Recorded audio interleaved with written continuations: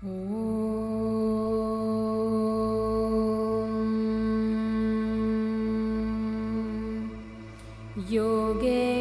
चित्तस्य पदेन वाचां मलं शरीरस्य च वैद्यकेन योपाकरोतं प्रवरं मुनीनां पतञ्जलिं प्राञ्जलिरानतोऽस्मि।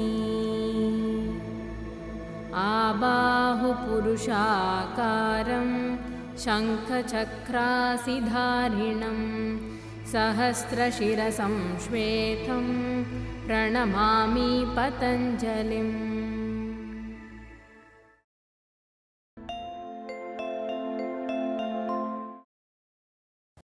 Hope you've been finding the episode so far useful and informative, and you're able to note that with every previous episode, you're able to connect with the upcoming episode in a way that your practice and understanding can be developed.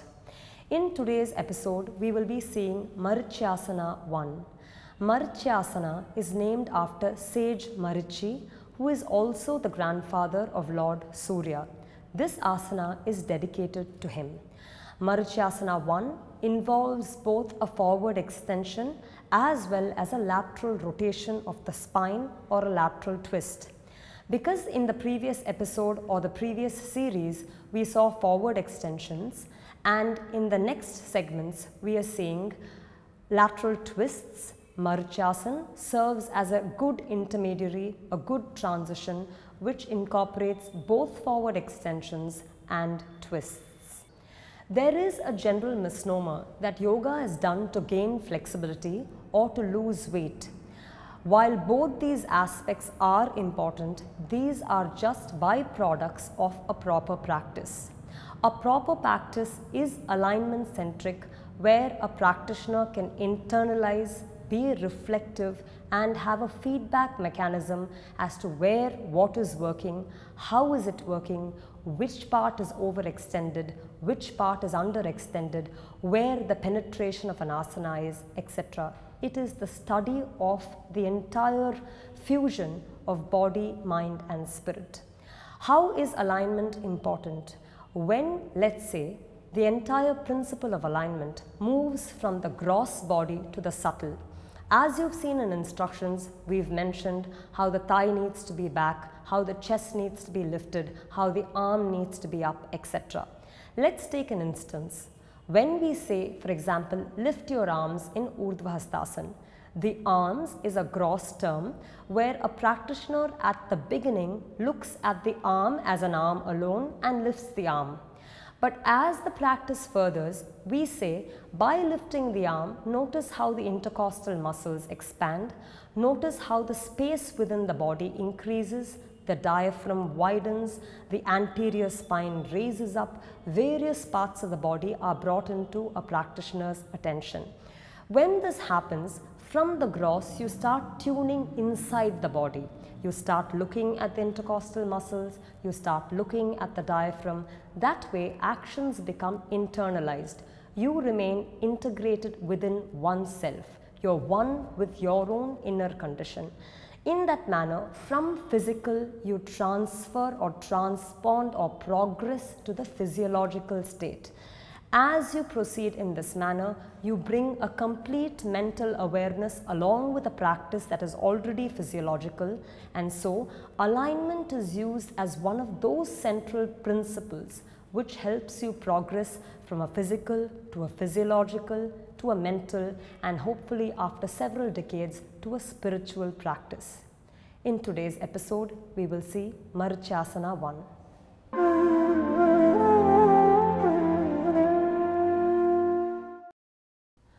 Now we will see the instructions for Marichyasana 1. Like all sitting poses and forward extensions, we start from Dandasana, where the feet and toes are together. With the legs together, rolling the thighs in, the thigh must be pressed steadily down until the backs of the thigh spread and touch the ground evenly. Similarly, the calf muscle must be moved away from the back of the knee such that it doesn't hinder the back of the knee. It must move away, and then the heel must be extended away, giving the tendon behind the heel a good extension. With that, the heel pads are extended, toe pads, particularly the big toe mound, is active. Setting the legs such, you have to press the hands, raise the chest up, raise the spine anteriorly up, and nicely cut the shoulders back. When you raise the chest up, it's important, especially in Marichyasana and twisting poses, to see that the abdomen is raised nicely, well distinguished from the thigh. The abdomen must not sink into the thigh. There must be a clear-cut demarcation where the abdomen is long and the diaphragm itself is distanced away from the thigh. Having this as the basis, one leg should be bent in Marichyasana. Here we will do the right leg. When the right leg is bent, it's bent such that the right knee faces the ceiling and the heel aligns with the outer buttock. Marichyasana 1 comes in two ways. It can be done as a lateral rotation and it can be done as a forward extension as well. It can also be done in combination where it is both a lateral rotation as well as a forward extension. We will show you all three parts now, first starting with Marichyasana 1 as a lateral rotation. Firstly, the practitioner has to interlock his hands and hold the shin bone close to his chest. The shin bone is held in such a way that the shin is drawn towards the chest. At the same time, the back ribs are drawn towards the shin. By this, I mean the two extremities, the shin on one side and the back ribs on the other side, are pulled close to each other. When this happens, the abdominal layer is fused against the frontal thigh. So drawing the shin in, you're bridging the gap between the abdomen and the frontal thigh. While this is done, you have to then raise the chest up in such a manner that you can feel the skin of the abdomen or the abdominal sheath extending against the thigh, throat relaxed, chest relaxed, but shoulders rolled back. From here, we go to the first position where the practitioner fixes the elbow of the right hand against the right inner knee. Doing that, the left hand is taken behind and then you're rotating into a lateral twist in a way that the abdominal sheath is rotated, the floating ribs are rotated right to left, the chest is rotated right to left, and then the shoulder is. Again, the order was abdomen first, then the top ribs, then the chest, then the shoulder. I will show you why. Many times a turn may be initiated at the shoulder without the abdomen following at all. So, because the abdomen doesn't move easily, you must first initiate the movement at the abdomen and waistline, then followed by the chest and sternum. This is where the elbow is first fixed. The practitioner can then move a little more inside to fix the upper arm against the inner knee. When the upper arm is fixed against the inner knee, again the same procedure is followed where you move into a lateral twist from the bottom towards the top spine. The twist itself is done in such a way that the upper arm pushes against the knee hard. The knee then resists the push, and between this tug of war where the upper arm pushes the knee and the knee resists the push, in this action comes the action of the twist. Within this interaction, the twist must be supremely established. Every time you twist, you have to give importance to a lifted spine. So you rotate, you lift the spine, you rotate, you lift the spine. Any twist should happen when the spine is well extended only. Then you move to the third position where you come close such that the back ribs and armpit are placed against the inner thigh.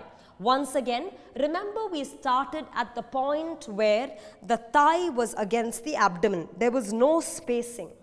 Here then we move to the same point where there is no spacing. The back ribs are placed against the inner thigh. Armpit maintains a strong connect with the inner knee. Here, pushing the arm back. You have to drive the armpit forward. Abdomen has to go through a full rotation. The left shoulder has to really swerve back. So there are two portions. The right side of the body comes forward. The left side of the body has to widen and roll back. Once that is done, the left hand is released and then the right hand entwines behind the shin and holds the other hand at the wrist. So this is a palm to wrist action. It is possible that a practitioner may not be able to hold the wrist all the way. In that case, you can start by holding the palm or the fingers and then gradually proceed to holding the wrist. Upon holding the wrist, you have to move the spine in, back ribs in, raise the chest and further amplify the twist, arranging the chin over the shoulder. This is Marichyasana 1 as a lateral rotation. Now we will show Marichyasana 1 as a forward extension. Again, starting from Dandasana with the feet and toes together, bending one leg to Marichyasana where the knee is facing the ceiling, the shin has to be drawn towards the chest and the back ribs have to be pulled in, all with the chest open, throat relaxed and shoulders wide. From this position, the practitioner then starts targeting or going towards the straight as in Dandasana leg without dislodging the Marichyasana knee. So, bringing the arm inward, the practitioner then goes towards the foot, holds the foot on either side and goes into a concave back extension. Remember, we said in Murchison, the association between the knee and the side chest, knee and the back ribs becomes very important. Going into this tall concave back position with the sternum up, the practitioner then moves forward to rest the abdomen, sternum as well as the forehead on the leg, on the Dandasana leg, and then finally interlocking the hands around the foot in such a way that the palm can then hold the wrist. All along, as you've seen, the knees have not been thrown out. The knee remains in association with the side ribs and the chest has to be rotated in such a way that the sternum can be centered on the thigh. This is Marichyasana as a forward extension. Now, he will release this pose and come to show the third variation in which Marichyasana is now combined as a lateral rotation and a forward extension. Staying with the Marichyasana leg bent, you first arrange to go in the third phase where the armpit and back ribs came in contact with the inner thigh and then the interlock behind the back is maintained. With the arms interlocked, it's now a tight unit or a very united phase where the back ribs, the side chest are in communion upon which the abdomen rotates. The spine laterally faces, both chests being in one line. From this lateral rotation, the practitioner has to churn the body and rotate the body into a forward extension, maintaining the interlock. In the forward extension, you then have to come, touch the abdomen, chest, sternum, head on the straight leg. Staying in this extension with the arms, palms interlocked, you then go back into a lateral rotation where once again you rotate the spine laterally and then you come facing forward, releasing the leg in Dandasana. In this manner, Marichyasana can be a lateral rotation, a forward extension and a combination of both.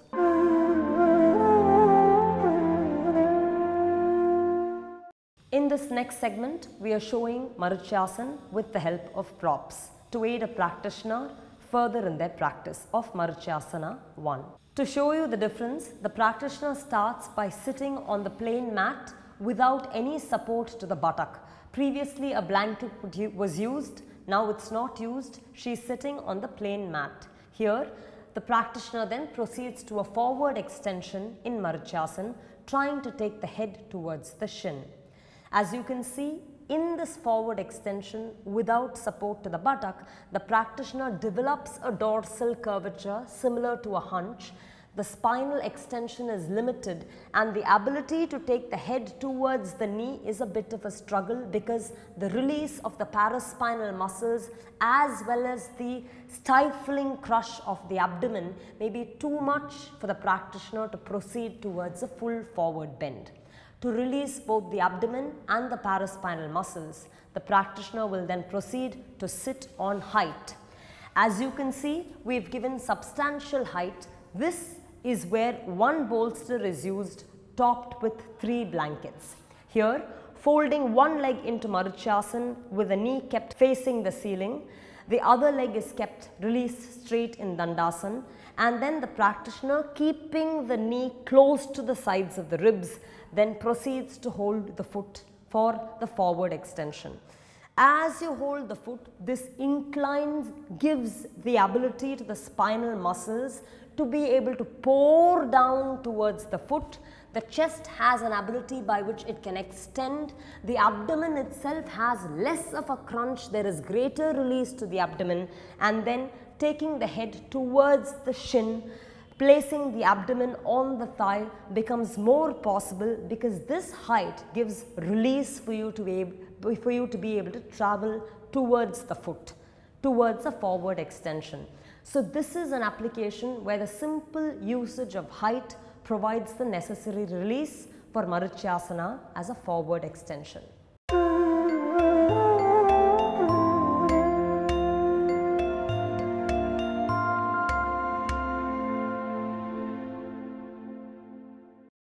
Now we will see the usage of a rope in the lateral twist for Marichyasana 1. Keeping one leg in Dandasana, the other leg is folded. Holding the shin, lifting the chest, the right arm is brought on the inner edge of the right thigh, right knee.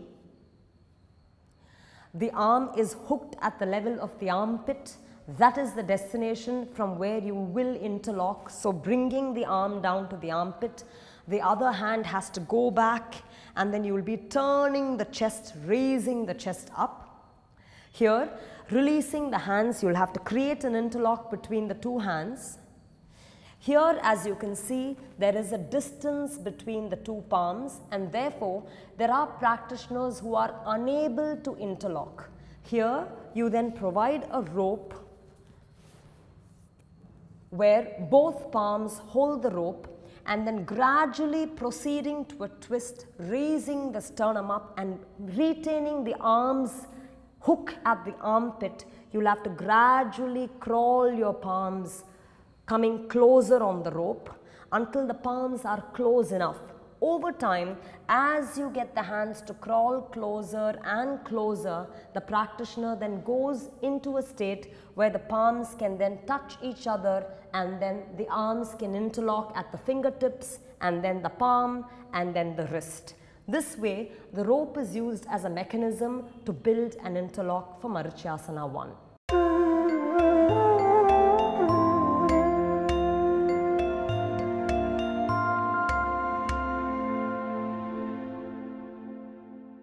Now we will be using the wall or a pillar for Marichyasana. Here we are using the pillar to show you how to grip for a twist. If you don't have access to a pillar or a wall, you can also use the window grills. If you have low windows where the grills come all the way down, you can use window grills to be able to turn as well. Here, using a pillar, we will show you how to do Marichyasana 1 in the lateral rotation. So, bending, keeping both legs straight.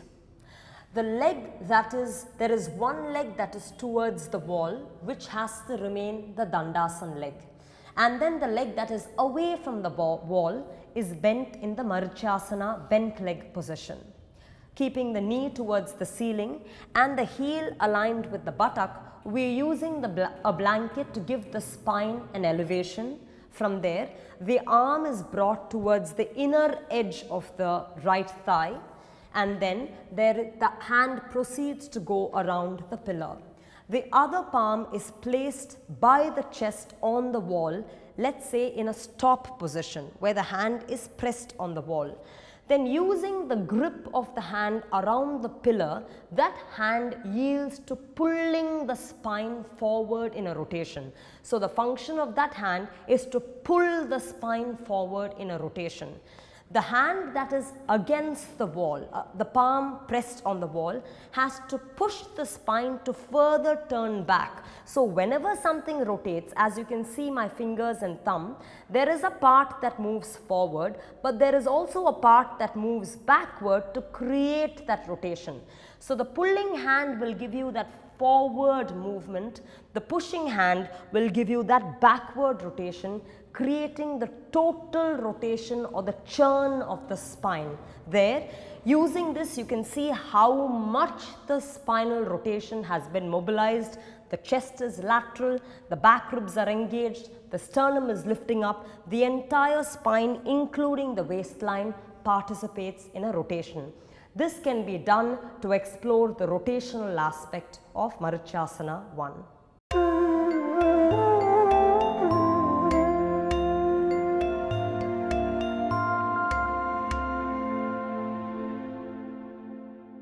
I would like to clarify the position of the bent leg knee. Through Marichyasana, we have mentioned that the side back ribs needs to be in association with the inner thigh. For example, when you're twisting, the side of the back ribs needs to be in contact with the inner thigh. If the leg is in such a position that that contact is not given, then Marichyasana, especially the interlock, will not happen. To clarify the position of the knee, if the leg is too close to the straight leg, as you proceed into a twist, there is a chance that the knee can get dropped, because the closer the leg is towards the straight leg, the more the tendency for the knee to drop, and so that proximity is lost. So you have to keep the heel in line with the buttock or a little further out, so that the knee stays in association with the side body. So the leg has to be either kept by the buttock, heel has to be kept either in line with the buttock or a little further out, so that the knee doesn't fall out and is kept in association with the side back ribs. This position of the leg is pertinent to make a note of.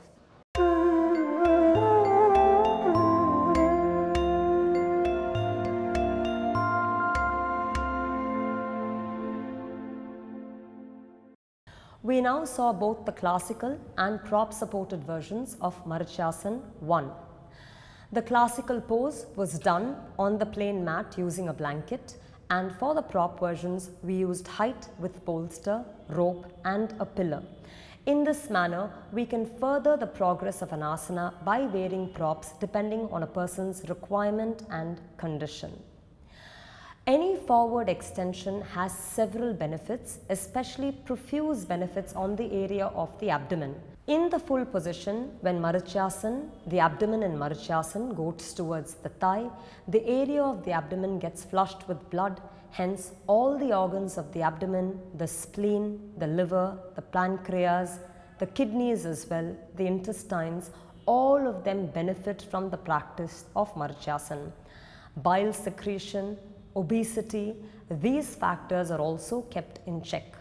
In the lateral position where there is a rotation, the spine is rotated completely. As we mentioned, the area of the abdomen, the area of the waist, the chest, the shoulders, the entire spine is consciously, penetratively rotated. When that happens, all segments of the spine are benefited. It is particularly beneficial also to conditions of the spine such as disc herniation, spondylitis, spondylosis, etc. Again, in the full bent or forward extended position, if we use a bolster or a blanket to rest the head, it also has a restorative effect where it rejuvenates the body, the brain, the nerves as well as the heart. This is Marichyasana 1. In the upcoming segment, we will see more twists such as Bharadwajasana, Marichyasana 3, etc. Thank you and happy practicing.